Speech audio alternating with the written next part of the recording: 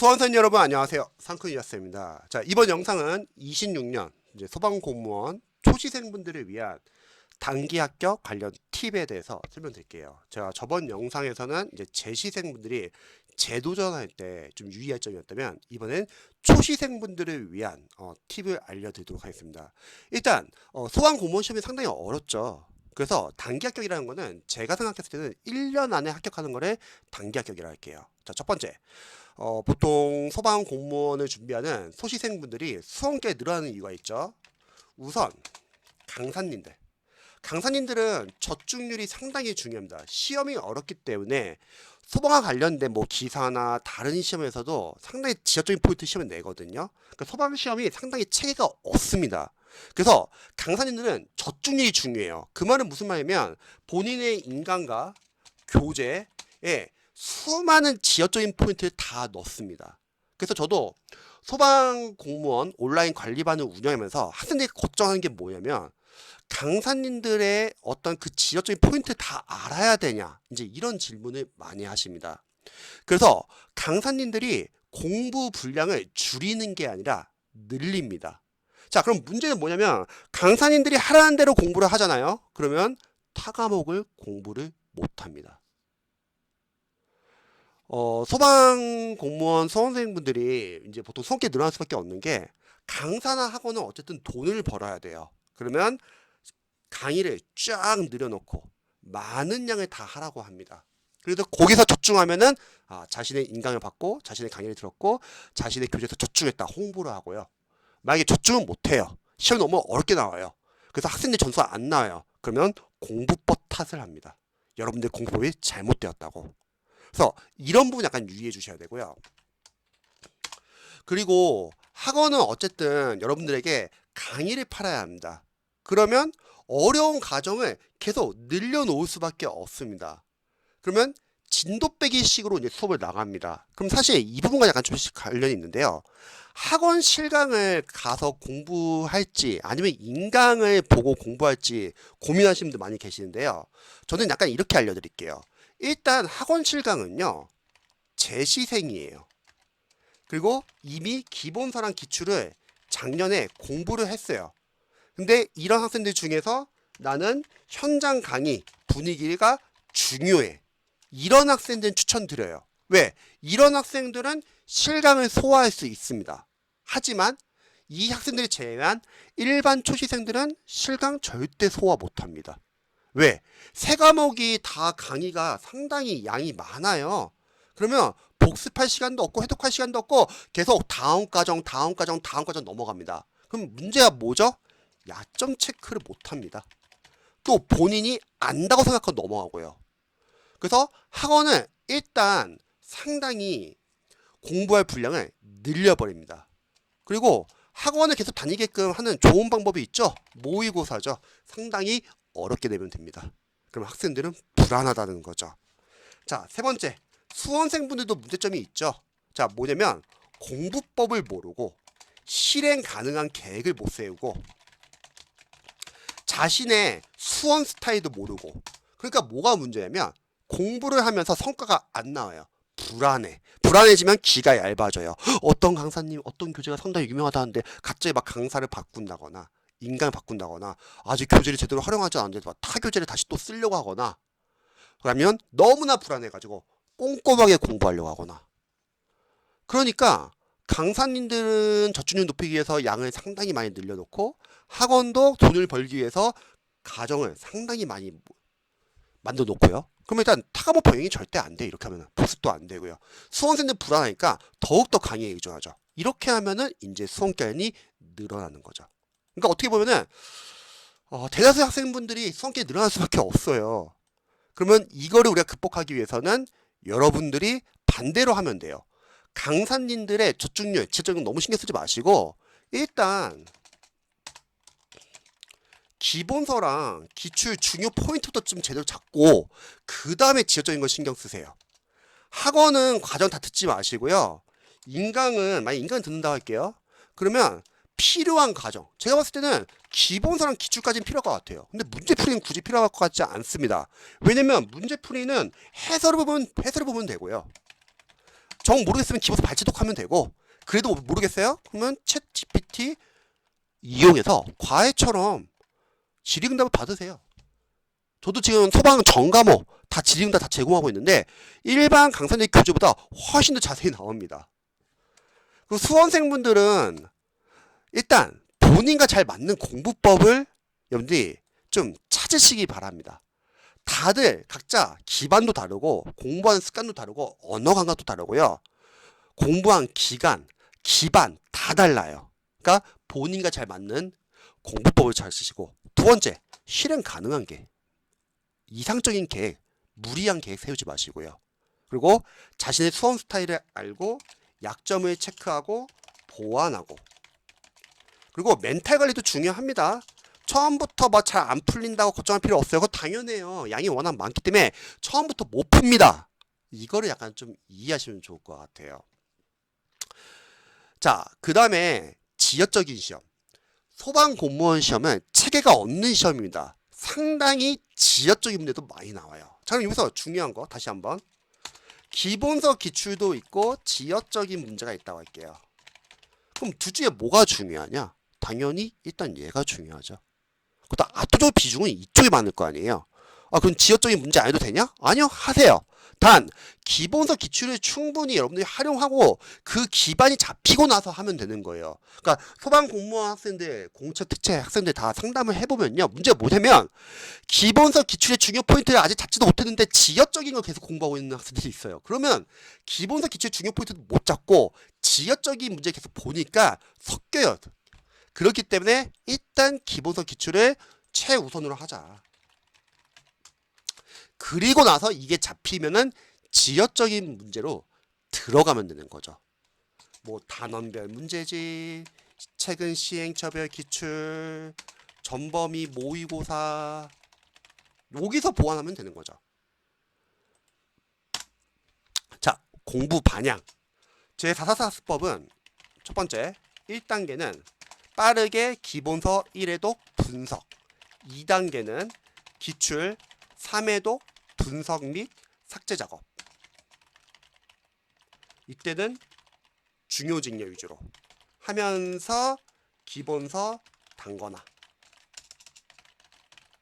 기본서 단거나 좀 중요하니까 다시 한번 좀 설명드리고, 그리고 3단계에서는 이제는 문제풀이. 첫 번째는 단원별 문제집 풀어보시고, 그 다음에 최근 시행처별 기출, 마지막은 전범위 모의고사로 아웃풋 연습을 하면서 다시 기출 N 회독하면서 여기서는 타직렬 시험 기출도 같이 우리가 확장해서 보시고, 또 기본서에 빠진 부분들은 기본서 단거나 추가 작업. 그럼 결국은 이 기본서의 기출의 내용도 싹 다 들어가고 단원별 최근 시행처별 기출 전범위 모의고사의 지역적인 포인트도 다 들어가게 됩니다. 자세한 공부 방법은 제 블로그나 한번 영상을 좀 참고해 주시기 바랍니다. 자, 단거나. 단거나가 중요하다는 거는 많은 학생들이 잘 아실 것 같아요. 근데 예전에 공부했던 학생들 이런 생각도 하시는 분들 계시죠? 기출만 풀면 안 돼요? 그거는 시험이 쉬웠을 때. 그러니까 우리가 시험이 쉽고 어렵고, 이 차이는 시험이 쉽다는 거는 이런 개념이겠죠. 기출 범위에서 많이 나오고요. 암기 파트 많이 나오는 거. 그러면 좀 쉬운 거고, 어려운 거. 기출 범위를 벗어나서 지역적인 포인트가 나오고, 이런 것까지 알아야 돼. 그리고 암기가 아니라 이해를 바탕으로 응용해야 하는 문제가 많이 나오는 경우. 이거죠. 자, 시험이 쉽게 나올 때는 뭐 기출로도 가능할 거예요. 근데 문제는 이거죠. 시험이 어렵게 나오면은 기본서 단거나가 필요합니다. 왜냐면 우리가 객관식 문제를 풀 때는 빠르게 선지를 봐가지고 정오 판단이 돼야 되거든요. 이 정오 판단이 되기 위해서는 일단 기본서의 세부 목차별로 우리가 출제 범위도 알아야 되고, 어디서 시험에서 출제되는지, 그러니까 기출 분석이 중요하죠. 그 다음에 맞는 선지에서는 중요 포인트와 키워드가 무엇이고, 또 객관식 시험이니까 틀린 선지에서는 한정이 무엇인지, 이게 다 표시가 되어 있어야 돼요. 그리고 그 표시를 바탕으로 계속 반복해 주면서 여러분들이 이해 정리, 암기, 복습을 해야 되는 거죠. 그래야지 어떠한 이제 랜덤의 문제가 나온다 하더라도 선지를 보고서 딱 그 문제 보고서 먼저 중요 포인트 키워드 딱 잡고 그러면 그걸 바탕으로 어떤 단어의 내용인지를 알 수 있고 그럼 빠르게 정보 판단 풀 수 있는 거죠. 그래서 기본서 단권화는 상당히 중요합니다. 자, 근데 이런 질문 하시는 분들 계시죠? 선생님, 요약서 보면 안 될까요? 아니면 선생님, 저 기출로 단권화하면 안 될까요? 요약서는 비추. 왜요? 새로운 과정이 아니에요. 그냥 이거는 기본서를 줄여놓은 거야. 그러면 그냥 기본서를 보세요. 근데 양이 너무 많지 않냐, 기본서는. 어차피 우리가 시험 보기 한 달 전에 기본서 단권화에서 중요하지만 이해 암기가 안 된 부분을 A4 용지로 정리할 거예요. 그러면 A4 용지만 가져가면 돼요. 괜찮습니다. 요약서는 굳이 우리가 기본서에 있는 과정을 다시 한번 또 보는 거기 때문에 그냥 기본서를 봐주시면 좋을 것 같습니다. 다른 것도 공부해야죠. 그만큼 지금 공부시에 늘어났는데. 자, 기출은 애매한 게 뭐냐면 너무 문제가 반복이 돼요. 그리고 목차가 자세하지도 않고요. 그래서 기본서 한 권에 정리를 해 놓으시면 좋을 것 같습니다. 자, 복습. 크게 복습은 우리가 당일 복습도 있고 누적 복습도 있고 해독 복습이 있는데 자, 수험생들 실력 따라서 다릅니다. 이거는 당일 복습. 이거는 재시생이고 기반이 있는 학생은 괜찮아요. 그날 공부하고 그날 복습하세요. 왜냐? 시간이 오래 안 걸리니까. 근데 초시생들은 절대 이거 하면 안 됩니다. 왜냐면 기본서 강의도 많고 기출 강의도 많은데 그러면 강의를 못 나가요. 그러니까 강사님들 시행착오한 게 뭐냐면 너무 공부를 잘하는 학생들 위주로 공부법을 조언 준다는 거예요. 강사님들은. 공부법이 너무 비현실적이에요. 상위권 공부법이야. 그러니까 일반 초시생들은 못하죠. 그렇게. 그래서 초시생들은 당일복습 하지 마시고 그냥 막 굳이 당일복습 하고 싶다. 그러면 초시생분들은 그날 공부했던 것 중에서 가장 중요한 개념만 한번 5분 이내로 읽어보세요. 이 정도만. 누적 복습은 공무원에서는 비춥니다. 못해요. 이거는. 워낙 양이 많기 때문에 누적으로 공부하기는 힘들어요. 자, 초시생들은 회독 복습. 우리가 회독하는 게 결국은 복습이에요. 무슨 말이면 기본서도 어차피 단권하고 계속 반복해 줄 거고 기출도 N 회독해 줄 겁니다. 그럼 이게 다 복습이에요. 그 다음에 추가로 암기. 사법고시 공부법 책을 보면은 객관식 시험에 대해서 이렇게 정의를 합니다. 객관식 시험을 공부할 때는 일단 이해를 하고 정리를 한 다음에 그 후에 암기를 하라. 저는 444 공부법을 활용할 때 이걸 보고서 정말 공감 많이 했어요. 뭐냐면 저희 입장에선 이해라는 건 이겁니다. 회독을 하면서 반복을 해주는 거예요. 그러면 보다 보면 이해가 되는 부분이 있겠죠. 정리는 뭐죠? 기본서 단권화예요. 그럼 거기에 출제 범위도 적혀 있고 중요 포인트 키워드 적혀 있고 한글도 적혀 있고요. 자, 이게 되잖아요. 그러면 이제는 이해가 되는 단계예요. 그러니까 1단계 끝내고 2단계를 끝내야지 이해가 된다. 그럼 여기서부터 이제 암기를 해주는 겁니다. 자, 근데 초시생들은 또는 재시생분들 중에서 성격 늘어나시는 분들은 문제점이 뭐였냐면 처음부터 암기예요. 그럼 문제가 뭐냐? 1000페이지 되는 걸 어떻게 다 암기하려고? 뭐가 중요한지도 모르는데요. 그래서 일단 분석을 체계적으로 빨리 끝내고 암기를 하자. 이게 중요합니다. 다음 플래너 작성. 플래너 상당히 중요합니다. 우리 플래너 같은 경우는 공부한 분량, 진도 체크도 중요하죠. 근데 제가 생각했을 때 플래너는요 이거예요. 밀리는 과목을 체크해야 돼요. 만약에 월요일부터 토요일까지 공부한다고 했을 때 플래너 작성을 해야지 내가 지금 밀리고 있는 과목을 알 수 있고 그거를 일요일에 약간 좀 보완해 준다는 거죠. 근데 사실 공무원 공부는 밀릴 수밖에 없어요. 왜냐 양도 워낙 많고 내용도 어렵기 때문에 밀릴 수밖에 없습니다. 중요한 거는 기록을 해가지고 최소로 밀려야 되고요. 그 다음에 이런 거 있죠. 주간 계획 세워야 되냐 월간 계획 세워야 되냐. 세우지 마세요. 그냥 당일 계획만 세우세요. 왜요? 주간 계획 월간 계획 세워도요 공부해 보시면 아시겠지만 다 밀려요. 다 수정해야 돼. 그냥 당일 계획. 전날 공부 끝나고 나서 다음날 공부할 걸 미리 적어보거나 아니면 아침에 시작하기 전에 당일 계획 적어보는 거죠. 그리고 플래너 끝나고 나서 다 한 과목은 동그라미, 하다만 과목은 세모, 하기로 했는데 안 한 과목은 S. 그럼 월요일부터 토요일까지 기록한 걸 보고서 S가 많은 과목을 일요일날 보완을 해주자. 근데 만약 S가 없어요? 그럼 일요일날 푹 쉬시고요. 자, 또 중요한 거. 플래너에 그날 공부 끝나고 공부하면서 느낀 점, 어려운 점, 실수, 약한 부분, 고민 이런 것들 다 적어보세요. 왜요? 그러면 자기 객관화하기 참 좋습니다. 예를 들어서 본인이 문제를 많이 틀려요. 문제를 많이 틀림. 그러면 강사로서는 이유가 있겠죠? 뭐 관련 이론이 제대로 이해, 정리, 암기, 복습이 안 됐거나 아니면 관련 단원별 문제 적용 연습이 안 됐거나 아니면 문제 풀면서 중요 포인트나 키워드 놓쳤거나 뭐 정말 다양한 이유가 있겠죠. 이걸 적으시라는 거예요. 학생분들이 자기 객관화가 안 되신 분들이 너무 많아요. 그러니까 불가능한 계획을 세웁니다. 자기 객관화가 되신 분들은 계속 교정을 한다는 거죠. 다시 자 학원 실강. 선생님 실강이 좋습니까? 인강이 좋습니까? 인강 들으세요. 실강은 이 학생들에게 도움이 됩니다. 재시생, 기본서 기출, 작년에 공부했고 현장 강의 분위기가 중요해. 이런 학생들이 실강 들어요. 그리고 이 학생들이 합격해. 이 학생들이 합격하고 나서 이 학생들을 홍보를 해요. 근데 일반 학생들은 진도 나가기 바빠요. 그러면 복습이 안 돼. 회독이 안 돼. 근데 인강은 좋은 게 뭐냐면 본인이 원하는 스타 강사 강의를 정하시면 되고 그리고 뭐 배속도 가능하고 그리고 복습할 시간도 되고요. 왔다 갔다 시간도 다 줄이잖아요. 실강보다는 인강의 합격률이 훨씬 더 높죠. 그래서 일반 학생들은 인강을 공부하시기 바랍니다. 선생님 저는 초시생인데요. 잘은 모르지만 실강이 너무 중요합니다. 잘 생각하셔야 합니다. 회독이 될지 복습이 될지 원하는 강사의 강의를 들을 수 있을지 정말 많은 단점이 있습니다. 자 다음에 공부 장소.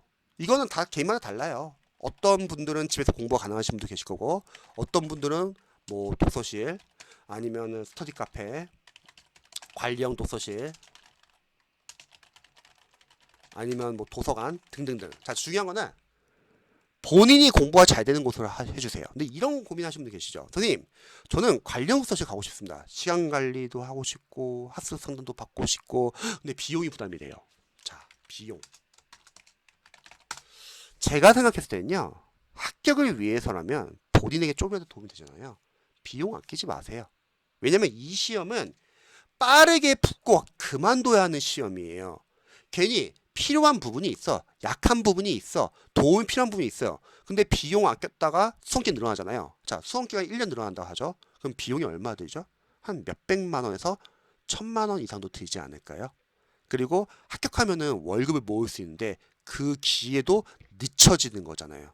그러니까 학생들이 인강, 교재, 공부 장소 등등등 본인에게 합격에 필요한 부분은 투자라고 생각하시고 하시면 좋을 것 같아요. 그래도 돈이 없는데요.